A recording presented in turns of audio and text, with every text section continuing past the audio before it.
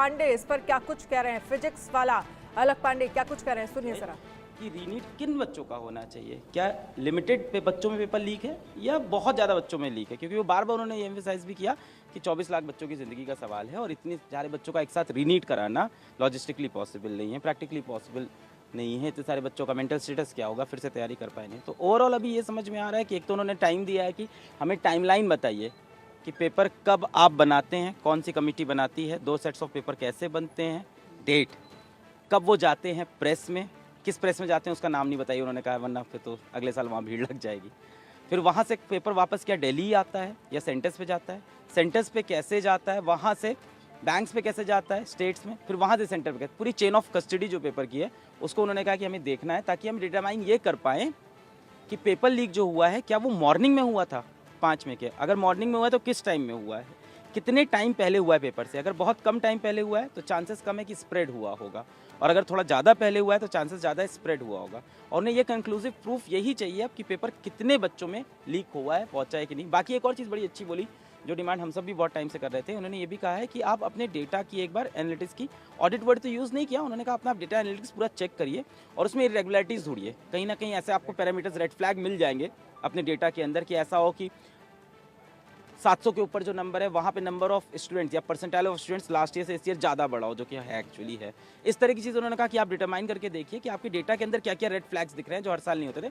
और ये भी कहा कि हो सके तो ये गवर्नमेंट मतलब आप खुद ना करके किसी और एजेंसी से कराएं, एनटीए खुद ना करे, कोई और एजेंसी करे, इस डेटा को ऑडिट करे, वहाँ से रेगुलरिटीज़ मिले। तो अभी तो इन्होंने ये बोला है वेडनेसडे तक का टाइम दिया है कि ये सारी चीज़ें सबमिट करें, फिर थर्सडे को उस पर ऊपर सुनवाई करेंगे। ओवरऑल ऐसा लगा कि सीजीआई साहब ने काफ़ी बच्चों की बात सुनी। सुप्रीम कोर्ट ने ये भी कहा, चीफ जस्टिस की अगर बात की जाए, कि उन्होंने कहा कि 24 लाख छात्रों के भविष्य का सवाल है, हमें हर चीज़ जो है वो तह तक जाकर देखना होगा।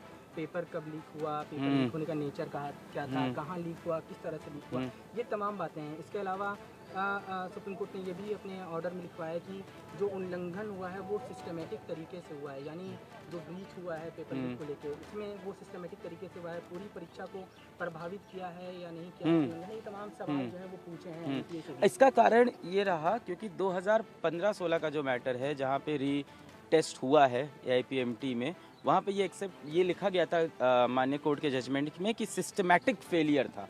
तो सिस्टमैटिक फेलियर के अंदर जब होता है तो उसके अंदर रीटेस्ट आपको कराना पड़ सकता है। तो ये डिटरमाइन करना चाहते हैं कि सिस्टमैटिक फेलियर है या कुछ लोगों की मैल प्रैक्टिसेस के अंदर इन्वॉल्व है। जैसे बिहार पुलिस की जब आप FIR की कॉपी पढ़ेंगे डिटेल में, मैंने कई बार पढ़ी, उसके अंदर लिखा हुआ है कि कुछ NTA के ऑफिशियल भी इन्वॉल्व थे, विच मीन सिस्टमैटिक फेलियर। इसीलिए शायद वो पूरी कस्टडी ऑफ पेपर जानना चाहते हैं कहाँ से कहाँ गया, कि इसके अंदर सिस्टमैटिक फेलियर है कि नहीं है। इसके सिवा गोधरा वाले मुद्दे पर भी काफ़ी देर चर्चा हुई है। सभी मुद्दों को 2 घंटे तक डिटेल में सुना गया है, अब इतने समय में इतना ही सुन सकते थे। तो डिटेल में गोधरा वाला मुद्दा भी सुना गया है, बिहार का मुद्दा भी सुना गया है, इवन ग्रेस नंबर का मुद्दा भी डिटेल में सुना गया है। एक सेंटर से 6 बच्चे कैसे 720 में 720 ला सकते हैं, ये भी सुना गया है।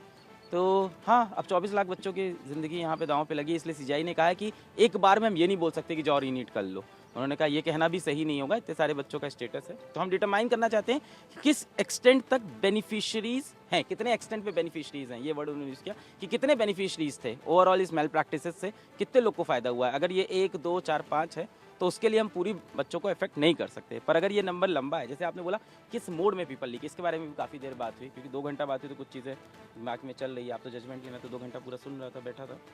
एक बड़ा अच्छा चीज़ उन्होंने ये भी बोला कि जो आप पेपर डिस्ट्रीब्यूट करते हो, जो chain of custody of paper है, जब आप प्रिंट पे जाता है वापस दिल्ली आता है कि नहीं ये बताया नहीं उन्होंने सॉलिसिटर जनरल ने कहा कि हम पूरा पूछ के सब चीज़ लाएंगे। उसके बाद पेपर क्या डिजिटली इलेक्ट्रॉनिक मीडियम से तो ट्रैवल नहीं करता है कहीं पे।